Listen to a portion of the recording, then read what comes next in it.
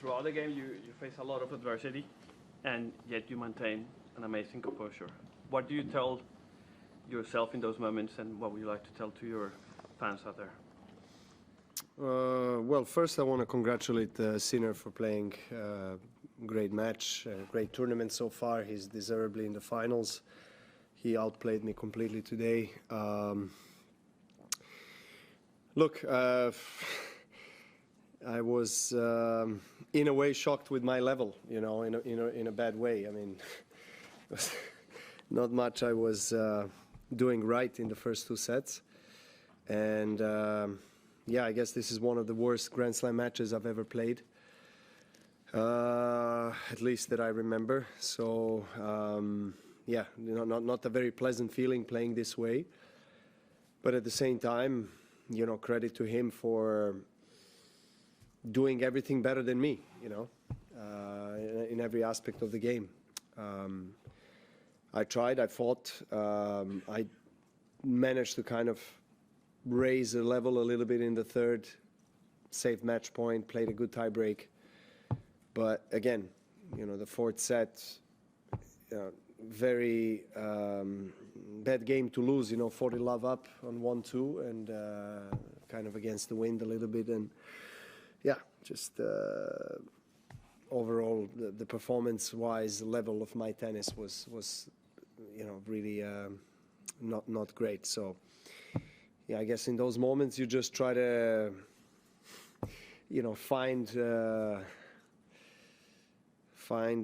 serenity, but at the same time, you know, try to uplift your, you know, yourself and your game. That's what I tried, but you know, and the crowd was great. I think they were really fair towards both players. Lots of supports for both Jannik and I. And that's all. You know, congratulations to him. Matt. Hey, Novak. Did it take you completely by surprise that your level was off? Was there anything in the warm-up, anything in the days leading up to it, or is it just one of those things where some days you come out standing? Well, to be honest, the whole tournament, you know, I haven't played really close to my best. I mean, some matches maybe against Manarino was great, but, you know, most of the matches I was, yeah, not playing up to par, so to say, the way I play here in Australia normally. So in a way, it did surprise me because I thought, you know, it won't be that bad in the first two sets. But on the other hand, I didn't feel really myself on the court during this tournament. So yeah, one can say semifinals is a great result, of course, but I always expect, you know, the highest of myself, and it wasn't meant to be today. I think this is the first completed match of your Grand Slam career where you haven't had a break point to try and convert. How were you aware of that on the court? How unique an experience was that for you as someone who has been one of the best returners the game's seen? Yeah, I mean, that stat says a lot. I mean, the way, first of all, he was serving very, very accurately, precise, and he was backing his serve very well. Yeah, myself, it's hard to describe, you know, everything. I mean, we don't have that much time. I mean, there's a lot of negative things that I've done on the court today in terms of my game, so that I'm not really pleased with, in return or, you know, movement or forehand, you know, backhand, everything, you know, was just subpar. So yeah, yeah, he was very dominant on his service games, and obviously, if you serve well and if you don't face a break point, you know, it plays with the mind of your opponent, meaning you can put more pressure on his service games, my service games in this case, and you kind of swing freely. And yeah, I mean, congrats. I mean, to him, he just played a flawless match. Hi, Novak. I would like to put you in some months. The next Grand Slam is Roland Garros. Who do you think is the favorite in Paris? It's really far away. Let's see how, you know, how the players play. in the next several months, particularly on in the clay season. You know, it's completely different surface conditions. Some players, you know, are probably more favorites than others on clay, you know, just because it's kind of a surface that suits certain type of tennis players. But of course, you know, if Nadal is playing, he's always a favorite there, you know, number one, no doubt, regardless of the fact that he hasn't played much. But he's, you know, he's who he is in Roland Garros. And then, you know, of course, Alcaraz, Sinner, you know. Anybody that is on the top, you know, I think rankings-wise, you can take the first 5-10 players in the world, and everyone is a favorite to win. It still takes several months, so let's see how everything evolves. Novak, it's been so long since you've lost here, more than 30 matches in a row you'd won. I'm just wondering if losing makes you at all appreciate more just how incredible this streak you had in this city has been. Well, I'm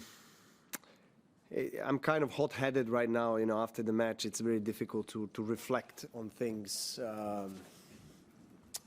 in a more profound way. So maybe tomorrow, maybe in a few days' time, but I definitely have a lot to be very proud of and about in terms of what I have achieved here.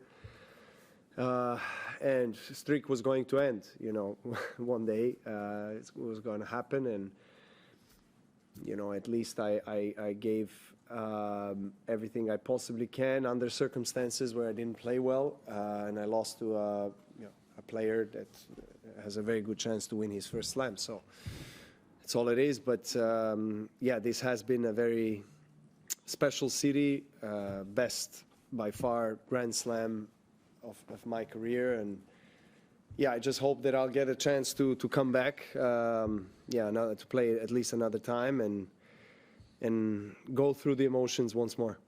Two more in English, Mark. Novak, that's the third time Jannik's beaten you since November, and you were unbeaten against him before that. Can you tell us what you've noticed has changed in Jannik's game to take him to the next level? He was always smacking the ball really hard from both forehand and backhand corner. Just he's famous kind of for that, you know, just slaps the ball, you know, plays very quick, loves to be aggressive. I think his serve improved a lot. He's hitting his corners very well, and I think he upped his speed as well. He's serving bigger now and more precise.